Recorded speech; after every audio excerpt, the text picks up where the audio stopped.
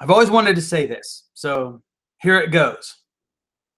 Good morning, eat a yam.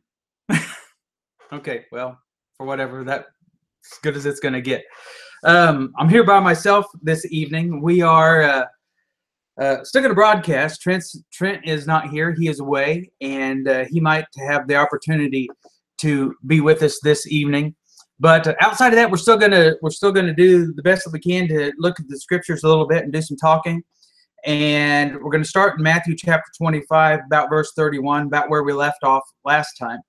But as we're getting started up here, I want to encourage you to check out a few websites. The first one would be look at westsidecoc.org. Now, this is our website from our congregation.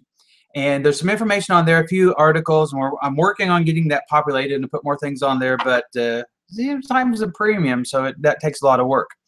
Also, we are encouraging you to go to YouTube. Matter of fact, you can watch this on YouTube. And the videos are archived on YouTube a little better. You can actually see the titles and such, so you can check that out. And it's on YouTube at Restoration Movement 2.0. So check that out and see what you think about that. And also, you can watch us, of course, on Facebook here every Tuesday night at 8 o'clock. We certainly encourage you to be a part of this and to study. That's what this is all about. So tell your friends, share this video, and let's get this message out. So it feels kind of funny to be here by myself. I hear myself talking, and there's nobody to bounce off of. And I really enjoy my brother Trent. He is just fantastic. Just salt of the earth. Has got great knowledge. He is an asset without question. But either way, we're going to miss him tonight. So maybe he'll be able to call in, and we can do a little chatting that way. But outside of that, we're going to do the very best that we can. So let's just jump right into this. We are discussing here tonight, and we've been discussing kind of off and on for the past several weeks about the Olivet Discourse. And we started at the end of Matthew 23. Now we're to Matthew 25, about verse 31 or so. And I'm going to back up a little bit to go through a few things that maybe we want to look at. But we are trying to illustrate that the Olivet Discourse, the entire Olivet Discourse, is all about the destruction of Jerusalem. There's no transition verse. When we look at the scripture here and we see this transition verse that's supposed to be there in verse 36, there's no transition verse. And we're going to illustrate some more about this tonight if we get around to it. That if there are things that are being talked about after the supposed transition verse, let me see, how do we do this? The supposed transition verse, then how is it possible for there to be a transition in thought? So no transition in thought.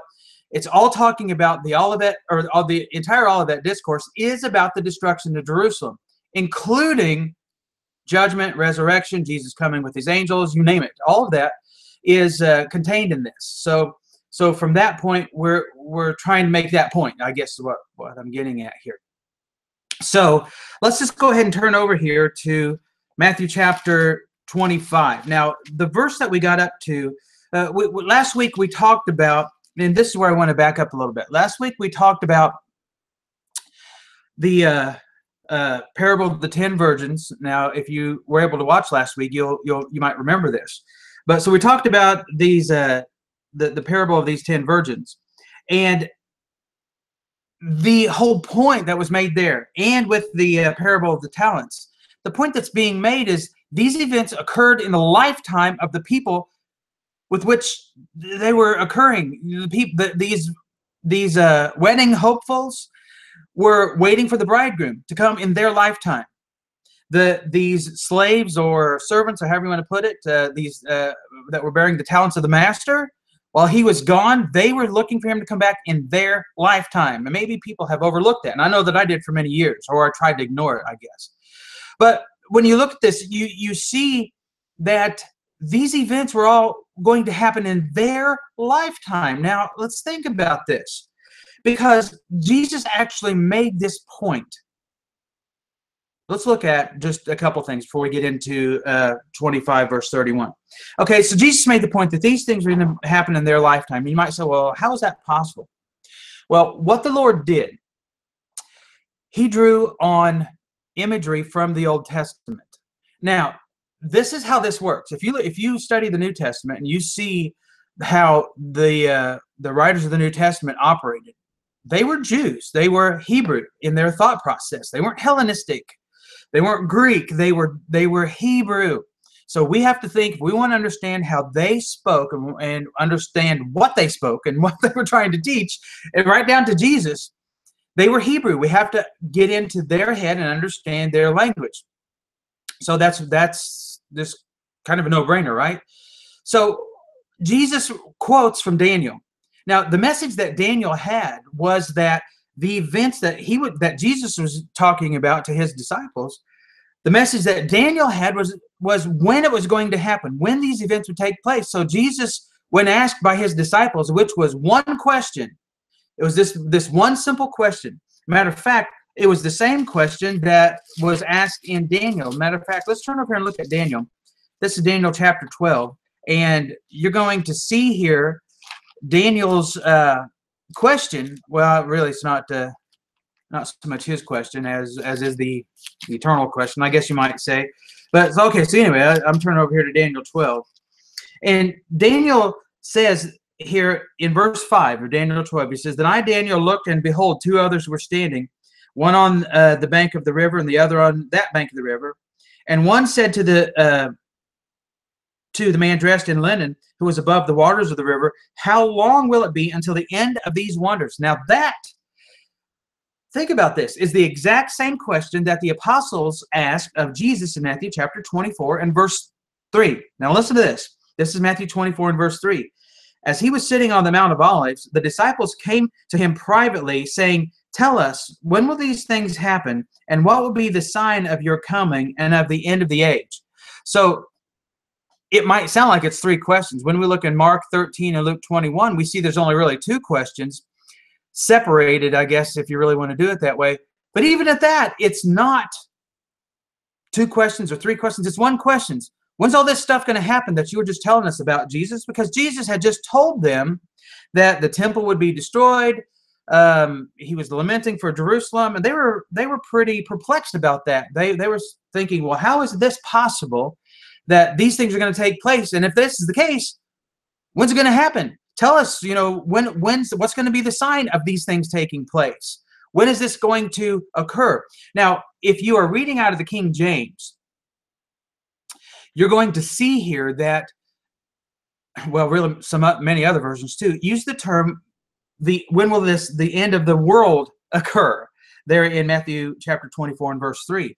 That's totally the wrong language. And it was very disingenuous of the translators to do what they did here with the term world. It's not the world that he is talking about.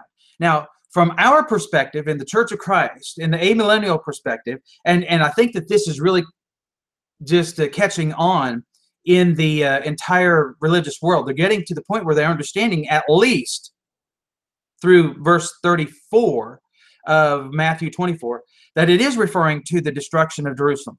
Okay, well, if that's the case, then how is it here he's answering this being the end of the world, especially after the supposed transition verse in verse 36? He continues to talk about the exact same things. Okay, so we're going to need to go back over to Daniel and set a little bit of a precedence here. Now, before we do that, I want to make a couple comments about all the people that have joined us. I appreciate this a lot. This is fantastic that you have, and I'm going to encourage you, get your Bible out, let's study this. And one other thing, I want to say this. I really need to say this every time I start the program. Don't believe a word I have to say. I am not the authority. There's not a man on this planet that is the authority. There was one, and he did everything that he said he was going to do, and he fulfilled everything exactly the way he said he was going to fulfill it. So guess who that is? That's Jesus Christ. So let's listen to him. Let's listen to what he had to say. So because he said go back and read Daniel, that's what we want to do. And I especially want to welcome a special guest. Her name is Brooke. So we're very glad that she's checking us out here tonight. Okay, so here in Daniel chapter 12, look at verses 1 and 2 of Daniel chapter 12, verses 1 and 2. Now it says, at that time, well, believe it or not, this does have quite a bearing on Matthew chapter 25, verse 31, about the gathering of the nations and the Lord returning with his angels and so forth. So let's look at this. So Daniel chapter 12, verse 1, at that time, Michael, the great prince who stands guard over the sons of your people, will arise, and there will be a time of distress such as never occurred since there was a nation until that time. Now let's notice, back in Matthew, we're flipping back and forth to the Olivet Discourse in Daniel 12. So Matthew 24, notice what Jesus says here in Matthew chapter 24 and verse 21. He says, for then there will be a great tribulation such as not occurred since the beginning of the world until now. He's quoting Daniel. Nor ever will. And then he adds more to this. He says, this is when these things are taking place. And this is what Daniel was talking about. So what was Daniel talking about at this time of distress? Let's notice here, continue reading. About halfway through verse 1. At that time, your people, who's he talking about? Well, Daniel's people were the Jews. Your people, everyone who is found written in the book, will be rescued. Now notice what he says in verse 2. Many of those people, or of those who sleep in the dust of the ground, will awake. That's resurrection language. If you're asleep in the dust of the ground, guess what? You're buried. And this was the physical representation of or it's really more accommodative language. But this is how they would physically talk about a spiritual thing. So here they were dead, buried in the dust of the ground, and they're going to wake. That's resurrection language. There's not anybody that's going to deny that. He says, many of those who sleep in the dust of the ground, Daniel 12:2, will awake. Now, these to everlasting life, but others to disgrace and everlasting contempt. Okay, so here he says, when they come out of the ground at this time, those are the words that he said, at this time of distress, he says, when they come out of the ground, they're going to awake to what? Everlasting life or everlasting contempt. That is judgment. That is the great judgment of life and death, of course. I really, how do you get around that? Daniel is prophesying about this time when a distress happens. Jesus said this was getting ready to occur in Matthew 24. It was the destruction of Jerusalem. Most people understand that. Daniel 12 is talking about this destruction of Jerusalem. We'll see this in just a second. And he says, at this time, these things are going to happen. People are going to be judged. The judgment of the just and the unjust. We see this also in John 5. And we probably don't have time to really go through John 5, but we see the same illustration there. The judgment of the just and the unjust. This is when this is going to occur. And he says specifically when this will occur at that time. Well, what time is that? Okay, we have to understand the way Daniel prophesied about these things. He was going through, say, chapter 10 and 11, I guess, really all of his prophecies kind of add up to this. But so here's Daniel going through this, and he's setting the stage for history to unfold. This was a historicist exposition, I guess you might say, from Daniel's perspective. So Daniel said, essentially, here's how these events are going to unfold. So Daniel tells us when these last events in the last days are going to unfold. And guess when that was? In the days of that fourth kingdom that was to come up. That was the Roman kingdom. Those days have already passed. Without going into a whole bunch of that, but Daniel 11, and I believe that, and I'm convinced of this, that you get around verse 36, and this king that's being talked about is Herod the Great. And there were a lot of historical things taking place. There was a great battle that took place. And I can never remember this date for some reason. It's like trying to remember my own kids' birthdays. Good luck. So just for my kids, if you're listening, be thankful that your mom remembers these dates, because I barely remember my own birthday. But to my credit, I do remember my wife's birthday because she's awesome. Oh, by the way, Rooster has a birthday. I think it was yesterday. Now, he never put on there how old he was, but Rooster, maybe you ought to give me a call, and let's talk about this right here on air. And maybe you can help out with this too. But anyway, Rooster had a birthday yesterday, and I noticed he had up some old pictures. And one of them, I promise you, I had to have the same sweater that he was wearing. This was about 1985, so I was, what, 15 years old or something like that. So that's pretty cool. So happy birthday, belated again, Rooster. Okay, so this idea, but getting back to Daniel. Daniel puts these events in the time of the Roman Empire. And we know that the destruction of the temple happened with the with Antiochus Epiphanes. We know that happened about 160 or so. That's how I got off on, my tangent of the dates. So we know that happened. But was it rebuilt? Yes. Did something happen again? Yes. Was it something terrible happening again? Well, of course, it was in 70 when it was destroyed. It could not possibly, even if you disagree with it being Herod the Great in Daniel 11:36 or so, it could not possibly have been, from our standpoint, in our future, and it could not possibly have been that standpoint when it happened around 160. It had to be in the destruction of Jerusalem. This is where Daniel places this. Now, what did Daniel say it was going to happen when this time of distress, such as never occurred or never will again? What events were going to take place? Why was this question asked? Not only by the man on the river bank here in Daniel chapter 12 and verse 6, but it's the same question that the apostles asked. Why did they ask this question? Because they wanted to know when these events were going to take place. Now notice what what the answer for Daniel was, which is the same answer that Jesus gives his apostles. This is awesome.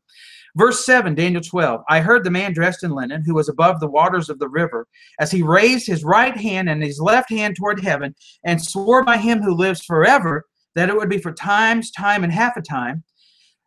Let's stop right here at this time, times, and half a time. You know how many times I've heard this described and rationalized away and so forth. And I have my own opinion about it. I see the 42 months here of the destruction of Jerusalem. Right? I see Revelation 11 here. But, okay, let's suppose I'm wrong about that. Let's suppose that nobody could ever figure out what time, times, and half a times mean. We know that it's illustrative of 12 months, so you got a time would be 12 months, times would be 24 months, 2 years, and then half a time would be 6 months. That's 42 months. Well, outside of all that, let's just erase that blackboard. Oh, I just had a good memory. When I was in 4th grade, I wanted to clean the erasers so bad. See, modern kids today, they don't get to do any of this cool stuff. They just type away on a keyboard or something. Or actually, they just touch the screen. I actually got to erase or clean the erasers. We had this machine that you put does anyone else remember this? Am I the only one? Am I that ancient? And I got to go down into the basement and clean the erasers on the machine. And I loved it. It was awesome because the bag was so full of chalk dust that the chalk dust went everywhere. It was just awesome. I loved it. It's a great memory. Where was I? Well, anyway, so we're going to erase that chalkboard of the 42 months, time, times, and half times. And let's just look at the simple things. He says here when this is going to take place. As soon as they finish shattering the power of the holy people, all these events will be completed. All of what events? When will these events be completed? When will be the end of these wonders? Verse 6, wasn't it? When will these things be completed? When they finish shattering the power of the holy people. When was that? What was the power of the holy people? We know the power of the holy people was this covenant, this law. What was the physical representation of the law? You guessed it right. The temple, Jerusalem, the holy city. This is where they physically went to worship. They did these physical things. And in a physical way, it brought about this spiritual reality. The one signaled the other. You had the sign. The sign doesn't point to itself. It points to something else, more important, obviously. This is what they were asking about. It is stated definitively when these things are going to take place. When was this? At the destruction of Jerusalem. When they finished shattering the power of the holy people, all of these events would be completed, be done. Okay, so here's something else. Jesus actually talks about this in the Olivet Discourse. Let's look at Luke's version of the Olivet Discourse. This is Luke chapter 21. And you're going to see here exactly what I know, I use that word a lot, gonna. I better be careful because it sounds too much like a firearm, doesn't it? Gonna. Anyway, you know, I heard this kid, this 7-year-old kid, got expelled from school because of a zero tolerance policy because of his Pop-Tart. Now, I'm not going to go off on this tangent too long, but I am going to go off on this for just a moment. When we have to be careful about the very words that we use or how we munch the corners of our Pop-Tart and it winds up in 7th grade lunch, or I'm sorry, your 1st grade lunch period, and it looks like a gun and you get expelled because you ate the corners of your Pop-Tart off. He was just being a kid and he was being a boy, and I say more power to him. I hope his dad took him out for ice cream. Maybe see a good movie if there are any left. Okay, so back to Luke chapter 21. So here in Luke chapter 21, listen to this. Verse 20, when you see Jerusalem surrounded by armies, then recognize that her desolation is near. Then those who are in Judea must flee to the mountains, and those who are in the midst of the city must leave, and those who are in the country must not enter the city. Now listen to this, because these are the days of vengeance, so that all things which are written, what? Will be fulfilled. When are these things going to be completed? When are the end of these wonders? What are the signs of these things? This is all that the apostles were asking at the destruction of Jerusalem in 70.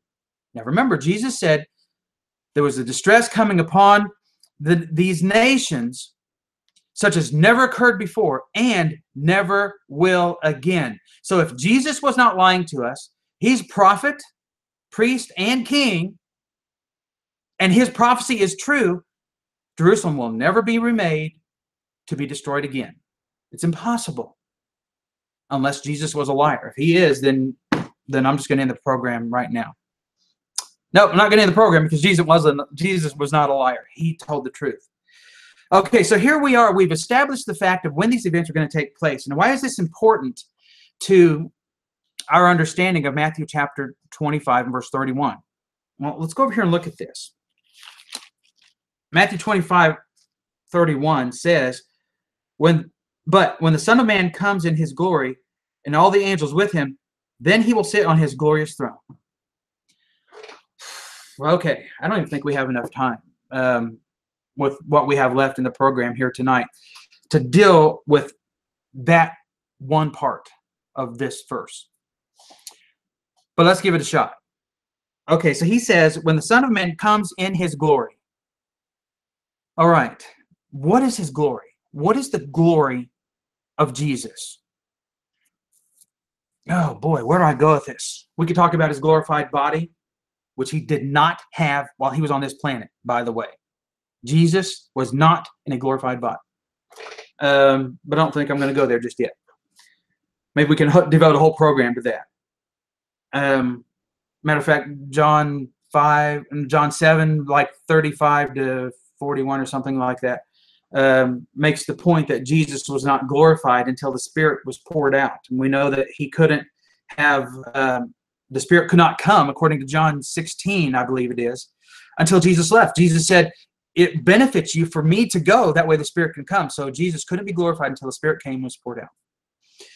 We know, according to Joel 2, and according to what Peter said in Acts 2, that that's when that time happened. Okay, so we'll leave it at that.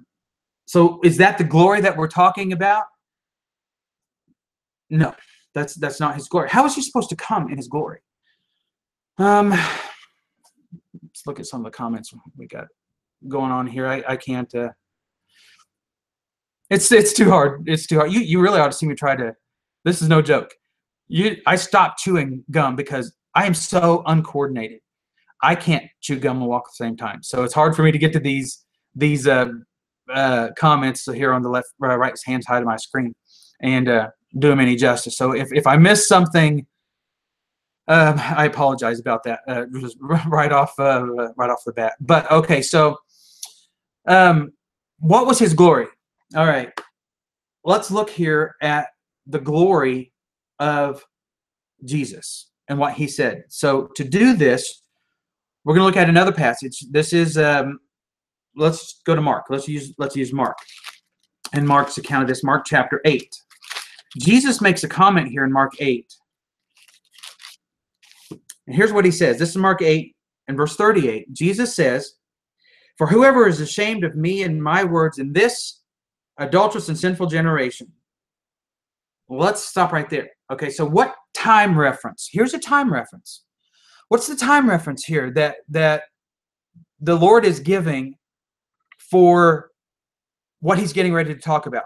Let's look at it again. These reference points, these time indicators are very important. The Lord uses these, Yahweh uses these all throughout the Old Testament. Jesus uses these, his apostles use these all throughout the New Testament. So they are important. Otherwise, they wouldn't be there.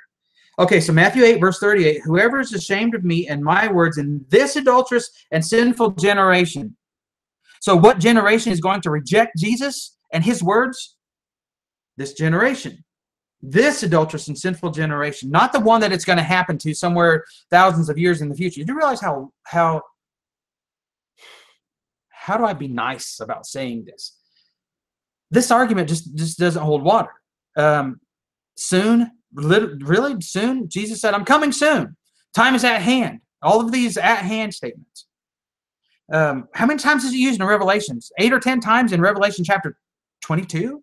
At the end of the book, and he says, I'm coming soon. Yes, I'm coming quickly. It's amazing. And yet we want to say, oh, no, he didn't mean he was coming soon.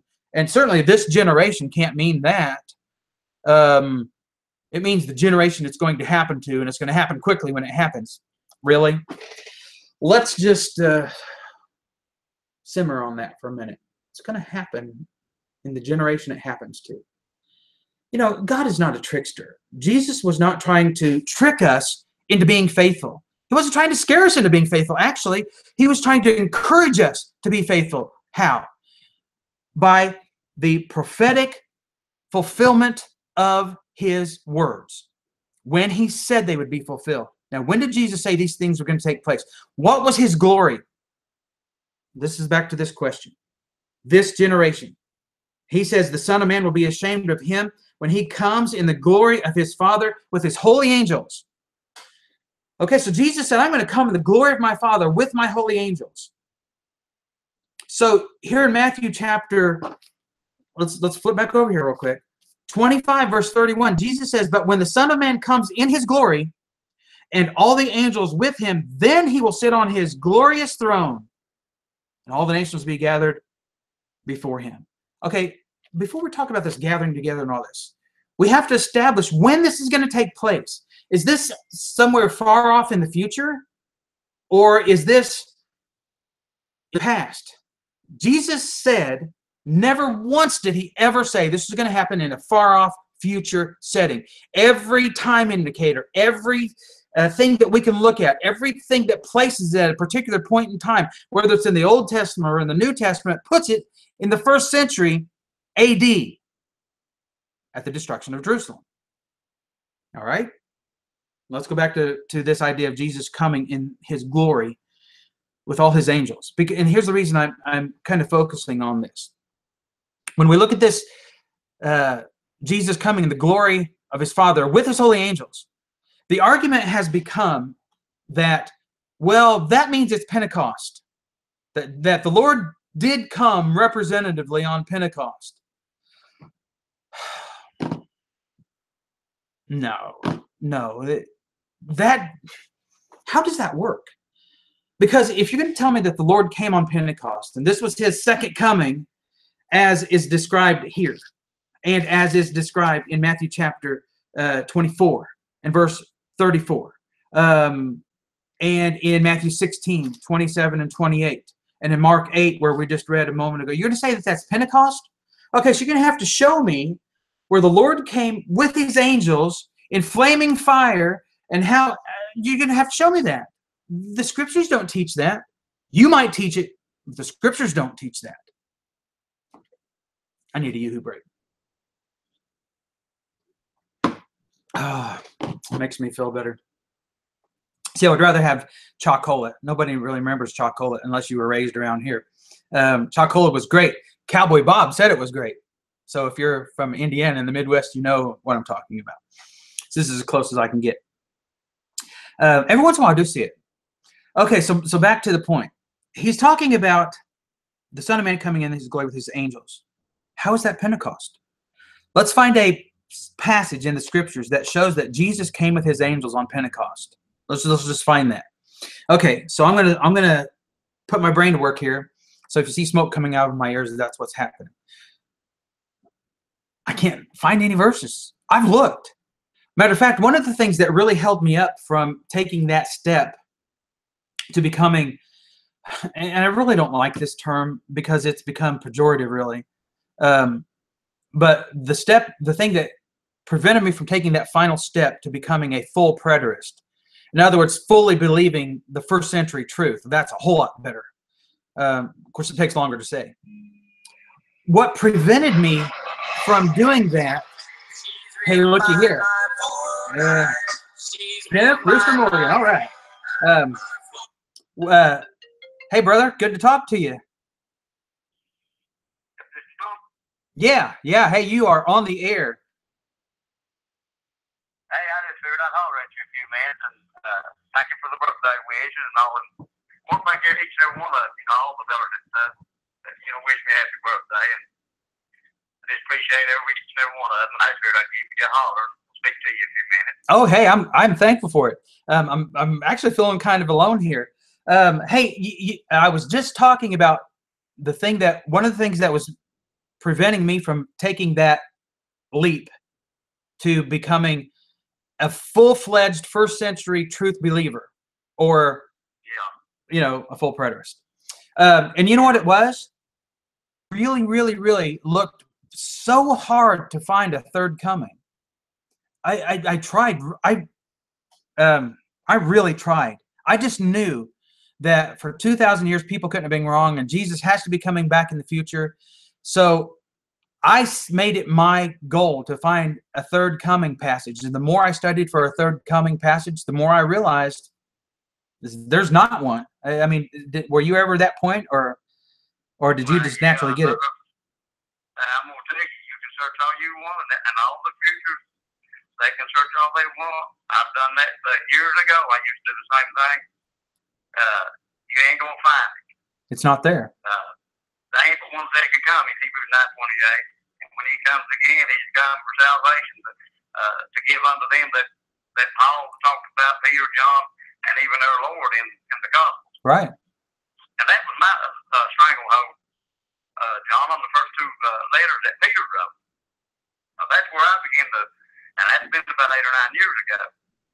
Yeah. And I seen who Peter was writing to. The 5 provinces there was scattered, strangers scattered throughout Asia. Pontus, Galatia, Cappadocia, Asia, and Bithynia. Right. Some of the same ones that John the Revelator was writing and read, which is modern day Turkey now. And I got to looking at that and I'm thinking, well, he's writing to them, and even in the first letter, he's writing to them. Yeah. Of a salvation that was ready to be revealed. So I kept wondering. Now here he's writing Christians of a salvation that's ready to be revealed. And he's talking to Christians that are born again Christians. So that got me to wonder. Then after I would begin in the second letter and begin doing the Greek word studies, like I said, 8, 9 years ago. Wait a minute. Can I interrupt you? I apologize. Yeah, go ahead. You said a bad word just now. You know what it was? Well, it's a few words. Word studies. It's 2 words. You want to know why I say that? I was talking with one of our members today while we were waiting on Tanya. She had her carpal tunnel surgery today on her right hand. Went great, by the way. She's in a lot of pain. I said, "Are you sure? Is it okay for me to do the program?" So she's going to have to, if she needs anything, she's going to have to wait an hour, or you guys are going to have to wait while I run and help her real quick. But either way, so I appreciate maybe you praying for her. She's got another surgery coming up too. This one's going to be pretty bad when she's going to have a bowel resection surgery. This is coming up the end of November. So keep her in your prayers. But anyway, I was talking to one of our, just love her to death. Her name is Sandy Owens, salt of the earth. I just love her. I can't wait till you can meet her, Rooster. Because you're going to come up and preach for us, aren't you? Just say yes. Yeah, I'd like to sometimes. Just say yes. We'll work it out. I got to show you off one of these days. Well, but anyway, I ain't much to show off on for that. I'm just brother, you teach country fella.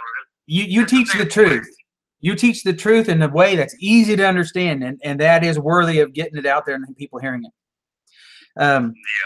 But anyway, she made a comment about this, what you just said, word studies.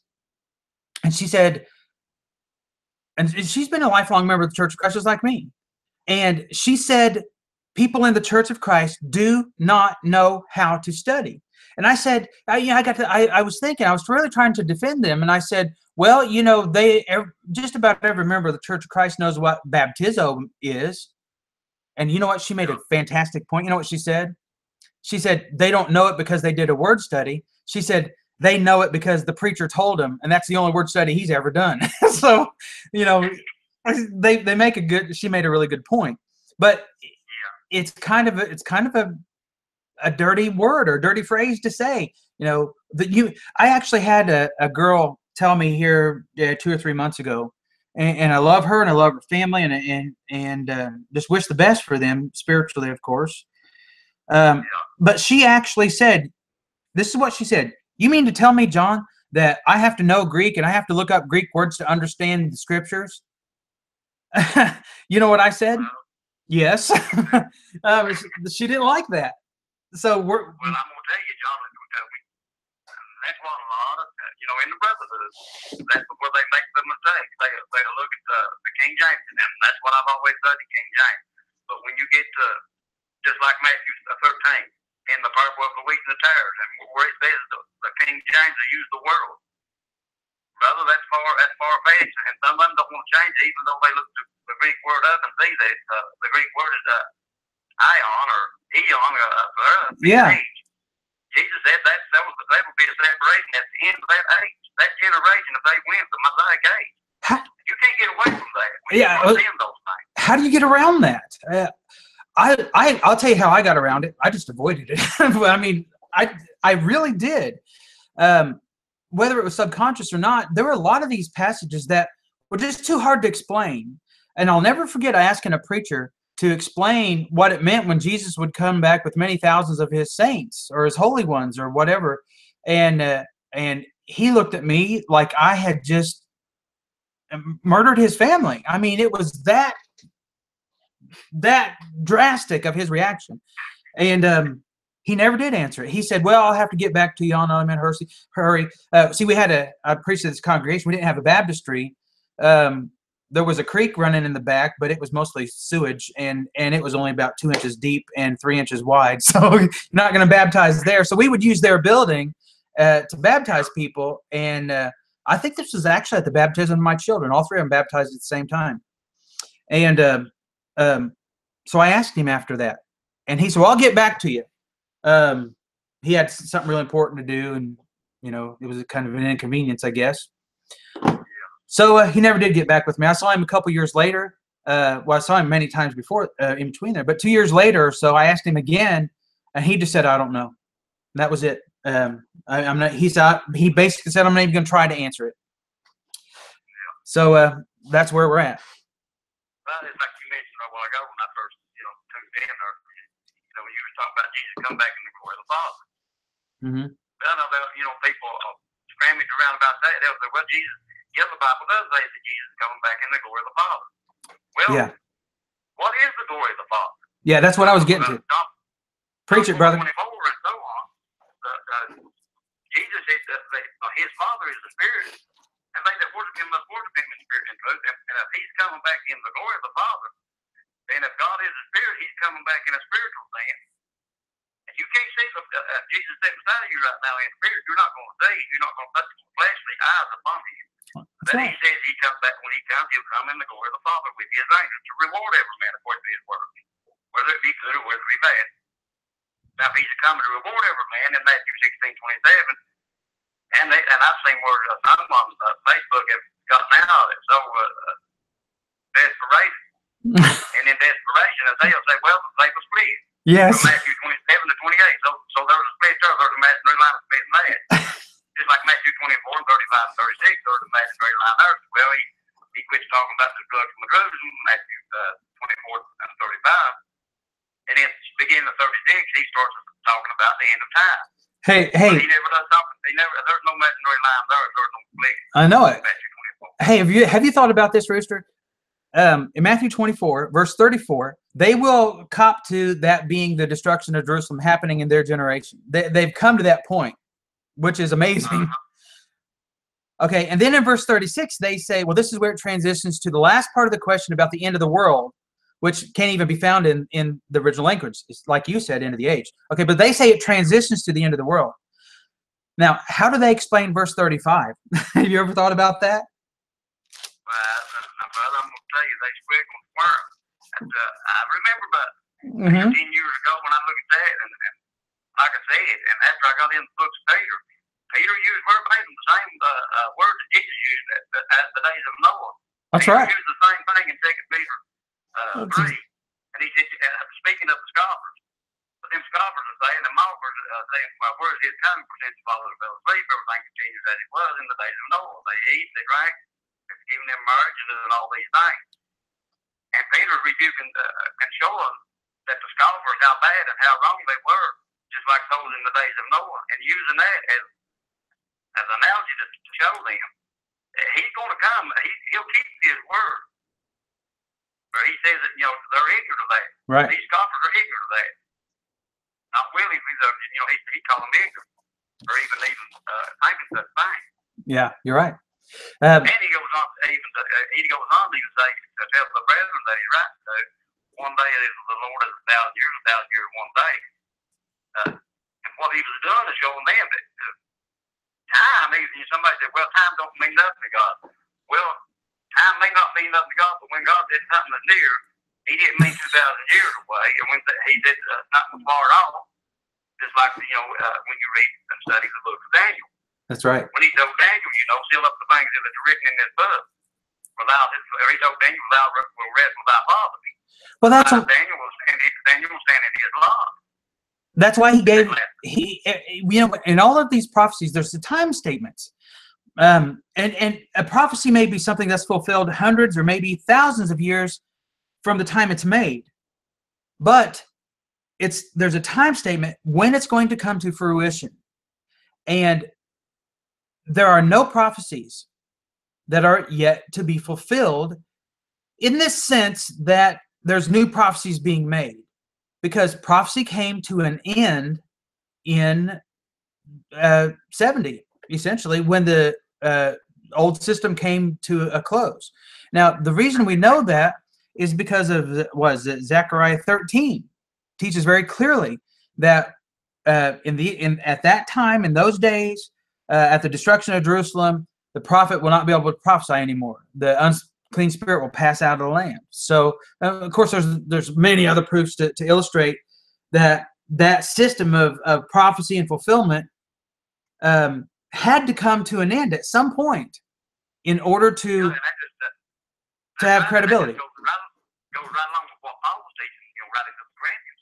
He prayed that they would, be behind in left behind in no gifts, no spiritual gifts, until the end or the tell-off, the confirmation of the end of that age. Yeah. Which the word tell-off never does mean the end of the time or end of the world or nothing. You can't take it.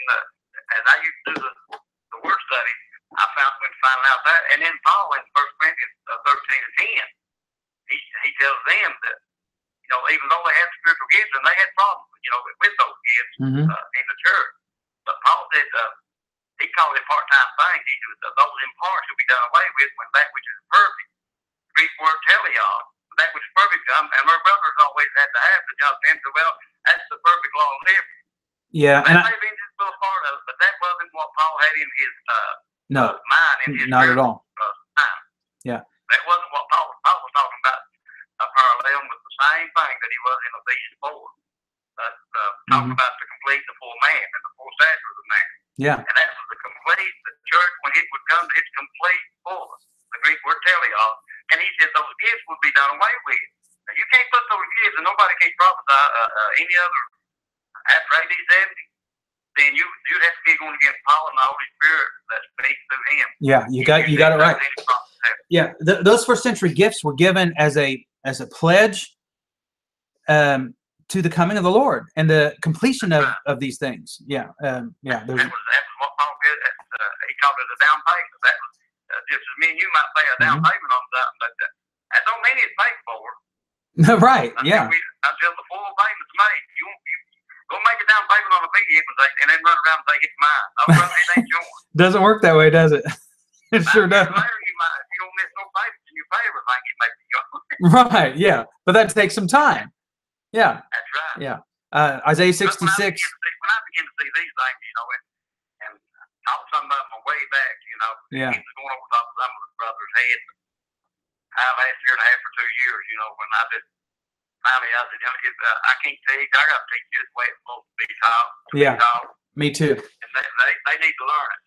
Yeah. And I don't care what somebody does, don't want to accept it or whatever. But you know what? Even one of the brothers that was there, one of the preachers, he even went to the point where, we mentioned that Daniel 12. He even went along with me and said, Ruther, I agree with you. Daniel 12. Every bit of Daniel 12 is speaking of the destruction of Jerusalem. And it will be that real disruptor or nothing, but I said, well, what about Daniel 12 and 2? Well, he squabbled around with England. He didn't want to answer Daniel 12 and 2, and I knew why. He either knew he was going to be entrapped, because that's the only Old Testament prophet that mentions those in the dusty earth. So it's going to come forward. They that have done good under the resurrection life, they that have done evil under the resurrection damnation. John 5:28-29. Verbatim, Jesus quotes Daniel 12 and 2. When Jesus said, marvel on this, where they are come, which all that in the grave shall hear nothing. Now, they're standing there for the dust. Jesus used the grave, that Daniel used the dust. Jesus said, all that in the grave shall come forth. And they'll say, well, that's the end of time. You can't put that at the end of time. Jesus quoting Daniel when he's quoting there. Yeah. There's no way around that.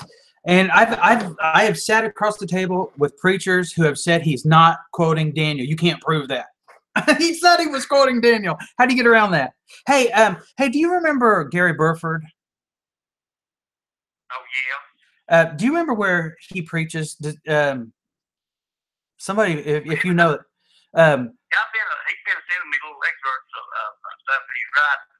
I know it's in Florida, but I can't remember. He's in Florida, but now he was last time I talked to him, just through our email, he was coming. He was leaving there and going somewhere else.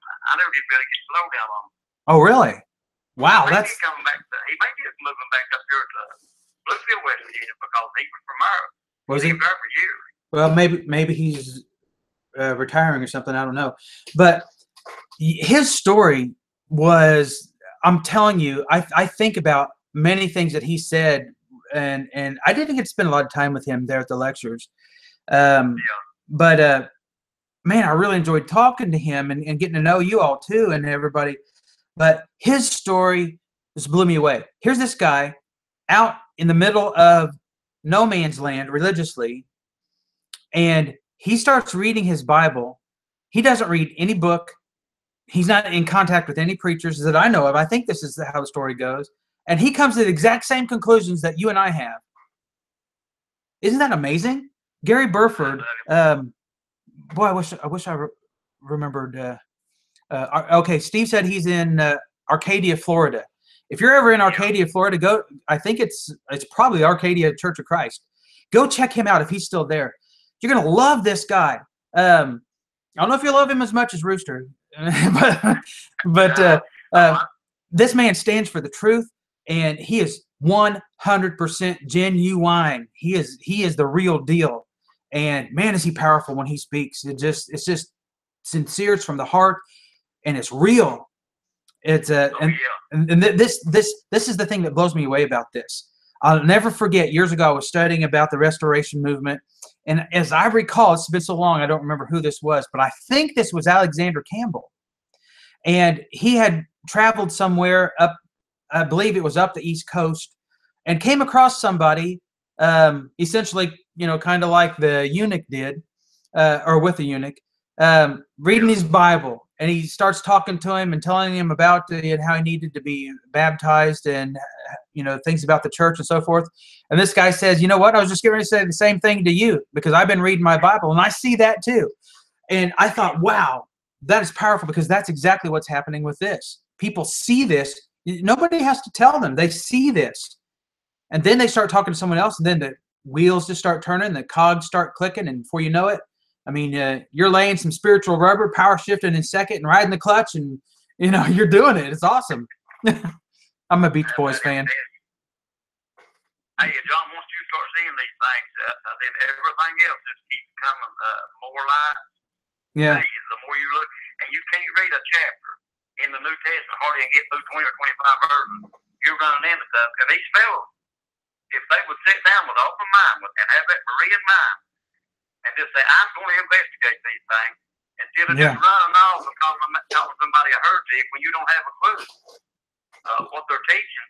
Right. And I had two fellows do that on me, drop the congregation, run off and said, we call it Max King doctrine. I said, I don't even know Max King. I've never read a stitch. But they went off, and I taught finished teaching the lesson that I was teaching on Peter. And I told brethren there, I said, Peter is teaching the same things that the Lord taught. He's just teaching destruction of Jerusalem, the completion and the fulfillment of the church, and it coming to its full completion. And that old law was coming down and going away. Exactly what Peter was teaching. Yeah. And I said, when Peter mentions when he's talking about heaven and earth, he positively is not speaking of the literal heavens and the literal stuff. It's not physical. And when you get down to the word elements, I've been doing the word studies on the word elements, and the word shall melt, shall be dissolved. The Greek word elements, stoichaion, appears 7 times in the New Testament. And all 7 times that it appears, other than in the book of Peter 2 times. All of it, every time that you find it, it's speaking of the rudiments and principles of the old law, and that old Mosaic system. Peter said it, the Lord, like I said, the Greek word stoichaion.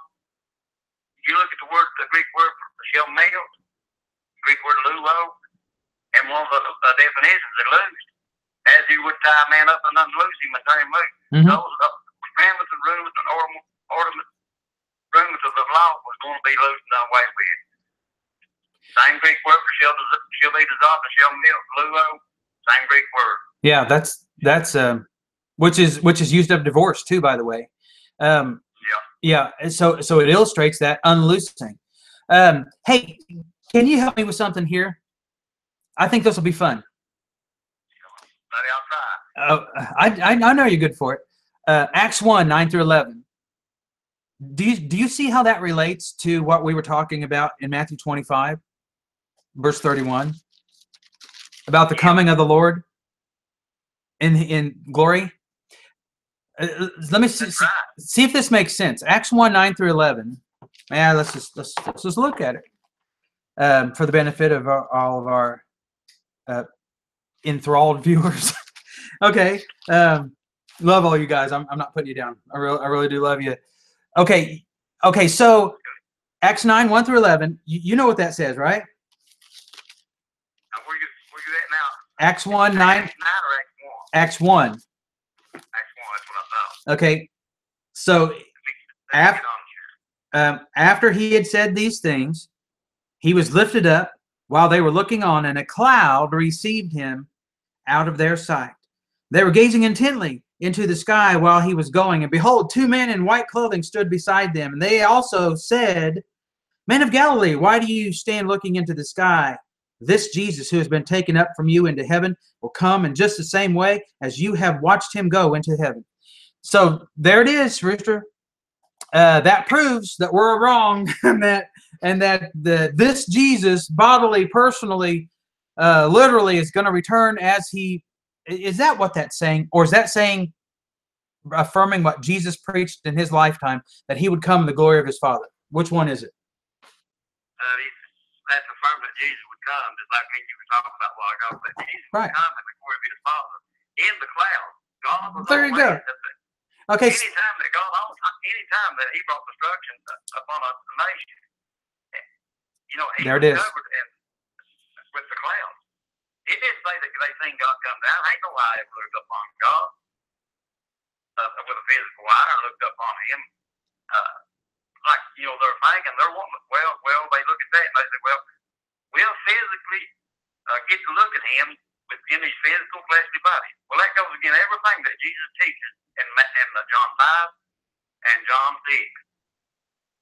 when Jesus begins to say that, except you eat of my flesh and drink of my blood, he begins to do that, and he comes on down, as he comes on down there, he says, "This offends you." Well, you know, they was some puzzled and bamboozled about it. But Jesus made it clear as he come on down. He said, "What if you see the Son of Man the same way he was before?" So he said, then he went on to say in John 6:63. Hold on, let me get right back on that. Just for a thought. I don't want to misquote nothing. Yeah, that's okay. Well, the point I was making while you're turning there, so many people say, and they focus on this, he's going to ride a cloud back. Okay. Sure. Okay. Well, let's go with that. But you can't find it here. What is this language? You have to think like a Hebrew. Okay, so Jesus said, "I'm coming back in the glory of my Father." What was the glory of the Father? He said, "I'm coming back on the clouds in the glory of my Father." So, Rooster, do you remember that time in the Old Testament when Yahweh, the Lord God, Jehovah, the God of hosts, whatever you want to call it, you know, whatever name you want to fix there. Do you remember the time, that passage? Can you help me remember this passage where he physically appeared and came down physically and passed judgment? Do you remember that? Brother, right off the top of my head, I can't. Well, me neither, because it's not there. He never fit. I just turned 56. My memory like I know it. I know it. Man, tell me about it. Do I know it? But my point is, it's not there. Yahweh never physically came on a cloud. But you can see where he did come on a cloud. Remember Isaiah 19, right? And what did the Lord do? This is the glory of the Father. This is how Jesus is going to return. Let me get over here and I'll read this. Isaiah 19 says, "Behold, the Lord is riding on a swift cloud and is about to come to Egypt." So did he come physically? It says the Lord, this Lord. Isn't that virtually the same language that we see in Acts 1:9? I mean, I'm just guessing here, but it sure sounds awful similar. You look at Hebraic language when you look at that, and those Jews, and when Jesus would even mention, you know, the heavens and earth, they're like me and you when we would read it before we ever learned this, and like our futuristic brethren in the world, they look at it as literally, physically, you know, heavens and earth. But those Jews, they knew the prophetic scriptures. That's right. When he mentioned heaven and earth, they knew he wasn't talking literal about the literal heaven and the literal earth. Right. Yeah. They knew from the scriptures that exactly what he was saying. They didn't sit down and say, "Now I want you to explain to me about the heavens and earth you're talking about." They knew what it meant. They knew that. They knew that language. That's right. That's right. So when the Lord came on this cloud to destroy the heavens and the earth, I mean, you look at you read some of these things and you see, wow. I mean, the heavens and the earth are shaken. Isaiah 24. It's broken asunder. Verse 19 of Isaiah 24. The earth is split through. It's shaken violently. Reels to and fro like a drunkard. It totters like a shack. Its transgression is heavy upon it. It never happened to the earth physically. It was a spiritual usage of these terms. So when that's just like Paul, you know. I think Paul is a Hebrew writer. Somebody say, "Well, how you know he is?" I bet like Corey Runyon did one time. Well, how you know he is? Yeah, that's good. That's good hermeneutic. In Hebrew, Paul used covenantal language and speech there when he Hebrews 1 when he said "and thou," and he was quoting Psalm 102. But he said in Hebrews 1:10, "And thou, Lord, in the beginning hast laid the foundation of the earth. The heavens are the work of thy hand. They shall perish, but thou remainest. They shall wax old as doeth a garment." Now that's parallel in between. That parallel right with Hebrews 12. That what Paul was teaching. It does. As Hogan would call it, between what Paul was talking about in Hebrews 1 to 12 and all in between, you got what you look at as what he called the inclusio speaking of one thing, of that same subject, all between. But anyway, he says in verse 11, they shall perish, but thou remainest. Thou, Lord, remainest. What he's talking about. They shall wax over as doth a garment, as a vesture thou shalt fold them up, and they shall be changed. Now, he ain't talking about changing no earth, heaven and earth, but he's talking about that heaven and earth was going to go away, and there was going to be a different, there was going to be the covenant change what was going to change. Right. But he says, thou art the same, and thy years shall not fail. And people look at that and they'll say, well, that's talking about the end of time. He's talking about rolling the earth and rolling the stars and the moon dust. And he's talking about the same thing that Paul mentioned in Hebrews 8 and 13. Yeah. Here's things are getting old and ready to wax over and be done away with. Yeah. Yeah. Hey, I come across this. And of course, I've known about this, but you know, something just reaches out at you every once in a while from the familiar passages, and it starts sticking with you, so especially when you get old. You know, you can't remember them all. But this is Haggai. Hey, I love that sweater, by the way. I saw that picture and I thought, man, that's my high school days. That's about the time I started dating my honey. It was. You mentioned that 80s and you said that. Yeah. I don't remember where I bought that sweater, but either way, if it wasn't it was awful close to it. But that was the style back then. I thought I was the only one that had one. Well, you were in Virginia. But, yeah, I was here. See, we were on the same page even back then. Anyway, so this verse about heavens and earth is just really jumping out at me this week. Is Haggai chapter 2, verse 21. Speak to Zerubbabel, governor of Judah, saying, I am going to shake the heavens and the earth. Of course, this is Hebrews 12. I'm going to shake the heavens and the earth. I will overthrow the thrones of kingdoms and destroy the power of the kingdoms of the nations. Now, this is talking about, he's actually using this terminology the way that they would and the way they would have understood it for the heavens and the earth to be this kingdom. You see that?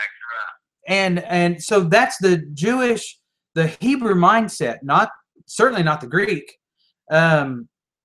But you know, I got to thinking about this too. They were kind of in a little bit of a precarious position. You had these first century Jews that spoke Hebrew. They understood Hebrew. They understood its idioms, its meanings, and the teaching of Torah and that old covenant. So they understood that. So they had to kind of translate that into Greek without losing the meaning. And sometimes that was a little tough to do because Greeks didn't really care about the Hebrew thought process. It was all about, the Platonic, the teachings of Plato and so forth. And so that's what they were really concerned with, not this antiquated, ancient Jewish religion, Hebrew religion. But, well, we're just about out of time here. I sure appreciate you calling me. And, this is like you mentioned there in Haggai, that's what I was talking about a while ago, when Jesus mentioned the heavens and the earth, speaking to the Jews there and teaching them. So they understood that. They did. There's so many Old Testament prophets. And brother, that's been a big flaw in the Church of Christ and in the brotherhood. They we'll study the New Testament, read the New Testament, and leave the Old Testament alone. That's the worst mistake that a man can ever make. Grab commentary. That is bad mojo. You got the best commentary that you can get. Right. The Old Testament. Yeah, the scriptures interpret the scriptures, and I have really come to learn that and understand that. That is. I told them the other day. I said, New Testament is fulfillment prophecy of Old Testament is Old Testament prophecy, but it's fulfilled to the New Testament. Yeah. All that he didn't teach nothing but what the law and the prophets, look for and wait on. That there's about to be a resurrection, Greek Mello. That there's when speaking to King Agrippa. But there's about to be a resurrection of the just and the unjust. Yeah, Matthew 26. And he said they look for it or wait for it. But we got brothers, like I say, in the Lord's church. They let that stuff go off their head, and I'm guilty of it too for a long time. Yeah, me too. Yeah, me too. Well, my friend, we have burned up our time and then some. So, yeah. So whenever you come up to preach for us, I'll show you what Indianapolis is all about. You know what Indianapolis is all about, right? It's all of Indiana is a cornfield except for Indianapolis. It's where you go to get away from the cornfields. The rest of it is pretty much just one great big cornfield. Down here where I'm at, you're in between two mountains. I mean, you just look up one side and look left-handed, you look up one side, right-handed, you look the same thing. Well, you're right down in the valley. Yeah, that's not too bad. My family's from Salina, Tennessee, on the Watson side. And I'll tell you, beautiful country. There's a big lake down there called Dale Hollow. It's a man-made lake. They flooded the valley there, but beautiful, beautiful. Man, I love it. That's in my blood. And I hate cold weather. Do you get cold weather down there much? Do you get cold weather there where you're at very much? It's cold, man. You know, it probably ain't as bad up towards, you know, like where you're at, up where Stephen is at, you know, that further north. Right. For everybody watching, if you're still watching, I'm going to prove something to you. So how cold is cold to you, Rooster? I tell you, if he gets about 32, Now, see, I consider 32 warm. I hate, you know, it starts getting in the 20s and the 10s and the single digits and below zero. Oh, I'm just gonna stay inside. Forget it. Oh, I could stand that. Oh, it's bad. It's bad. I could stand that. I mean that. Yeah. See, all I did was just prove that you are Southern, born and raised. So you get it. Yeah, compared where I'm at, like where Stephen and up to where you're at, it's like me comparing this to, you know, South Carolina or Florida or somewhere. Yeah. Right. Yeah. Oh, I couldn't deal with that Michigan weather, but more power to you, Steve and Holger. You guys go right. You go for it. Them timers, they can stand their eyes already right outside. I'm not going to tell them you said that, but either way. Okay, so absolutely, no question about it. Okay. Okay, well, we're going to have to get off here. So, brother, I will talk to you again here soon, I hope. Yeah. Brother, I hope I didn't take some of your lessons up because I didn't Oh, no. I've been anxious to it. No, we're good with it. We're good. We're just trying to teach the truth about just honoring the word of the Lord. That's all we're doing. So you keep on preaching it, brother. I'm awful thankful for you. You too, buddy. All right. I'll let y'all for then. Okay. You have a great night. Appreciate you. You too. See you, John. All right. Bye-bye. Bye. The infamous Kenneth Rooster Morgan. Gotta love him. I'm telling you, he knows his stuff. He has seen this and he studied it and he gets it. Now, we're going to talk some more about this next week. I know we've burned up, another 7 or 8 minutes of our time overtime, but we're going to pick up where we left off. And I want to illustrate to you what the glory of the Lord is and how Jesus was going to come in the glory of his Father. And he said he was going to do this. If he didn't do this, when he said he would do this, then Jesus lied, and we should not follow him. One of the biggest weaknesses of modern Christianity is people saying, well, the Lord's going to come in the future, when he clearly said, I'm coming in what is our past, which would have been their short future, in their lifetime. How do we get around that? So we're going to talk more about that next week. In the meantime, you can check out our website, westsidecoc.org. Give that a look. There's some videos on there, some written studies, a few of those, some things that might be helpful. Check us out on Facebook. You can see the archived videos and some studies that are there on Facebook, as well as on my Facebook page, John Watson. Also, you can see these in a little more organized format on Restoration Movement 2.0 on YouTube. So check that out. Would love to have you back here. Share this video. Get the word out. Teach people. Show them. Tell them that we love them and that we're willing to study. We're willing to sit down and take it to the Bible. And if Trent was here, I know what he would say. So we'll be looking forward to him when he comes back. I think it's going to be a couple weeks. But I know what he would say. So we'll leave it with this. Study to show yourselves approved. Thank you much. We'll see you next time.